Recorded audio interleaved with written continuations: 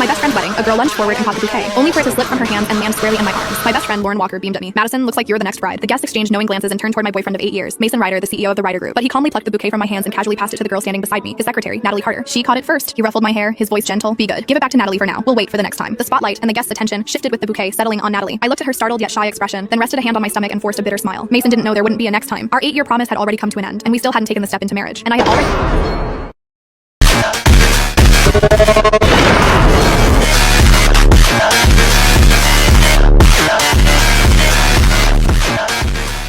promised my parents, who were royalty, that next week I would leave and return to Montelvia to inherit the family legacy. The moment Natalie Carter ended up with the bouquet, my best friend Lauren Walker's smile vanished. She was even angrier than I was. Leaning close to my ear, she whispered through gritted teeth that Natalie did it on purpose. Before the wedding, I specifically told everyone the bouquet was meant for you. I gently interrupted her. Lauren, today is your big day. Little things like this don't matter, but you've waited 8 years just to marry Mason, she said anxiously. And now you're carrying his child. If you still don't have the wedding soon, it's okay. I turned my head calmly and looked toward Mason Ryder. Natalie, holding the bouquet, was sitting right beside him. The distance between them was far closer than what a secretary should reasonably keep. Most of the guests were friends who knew both Mason and me well. Their eyes drifted toward me, curious, sympathetic. Lauren grew even more upset and squeezed my hand tightly. Madison, I looked into Natalie earlier. She's a calculating gold digger who specializes in seducing rich men. She's been trying to get close to your boyfriend for months. You need to be careful. Lauren, you're the most beautiful bride today. Don't worry about me. I squeezed her hand back and gave her a faint smile. Besides, I'm not planning to marry Mason anymore. I haven't even told him I'm pregnant. My words were so shocking that Lauren's eyes widened as she stared at me in disbelief. After a long silence, she finally remembered that the wedding ceremony still had to continue. When the wedding ended, Lauren hugged me tightly. Madison, if you need any help, just tell me. I support whatever decision you make. What decision? After she left, Mason walked toward me, calm as ever. What were you two talking about just now? Out of habit, he reached out and draped an arm over my shoulders. I shifted slightly to the side and avoided the gesture. Nothing. He didn't seem to mind my reaction. With a soft laugh, he said, "Are you angry?" Natalie caught that bouquet first after all. She's a young girl. Of course she dreams about weddings. Catching the bouquet was just her way of borrowing a little luck. Didn't we agree we'd wait for the next time? He leaned closer, stroking my hair as he patiently tried to soothe me. Why care so much about Lauren's bouquet? When we get married, I'll prepare an even more beautiful one for you. You can have as many bouquets as you want. Silently, I curled my fingers into my palm and looked straight into his eyes. Can we get married this month then? Lauren and I made a promise when we were kids. Whoever married first, the other would marry right after. We would be each other's bridesmaids and witness each other's happiness. The air seemed to freeze. Mason's hand, which had been brushing my hair, paused midair. A few seconds later, he chuckled lightly. You're still taking childhood jokes seriously? I'm the CEO of the Ryder Group. A wedding can't be thrown together so hastily. Don't rush. I promise you, it will be the most perfect wedding. Bitterness surged quietly in my chest. Every time a conflict arose, he would make promises about next time, about that future wedding. 8 years had passed and I was still waiting for the day that promise would come true. But now I had decided to go home. I wouldn't wait any longer. The car moved silently through the night before stopping in front of my villa. Mason unfastened his seatbelt, apparently assuming the tension between us had already passed. Out of habit, he leaned toward me, trying to kiss me. I raised my hand and pressed it lightly against his shoulder. I'm tired, Mason. He froze and stared into my eyes for a few seconds. Finally, he patted my shoulder gently.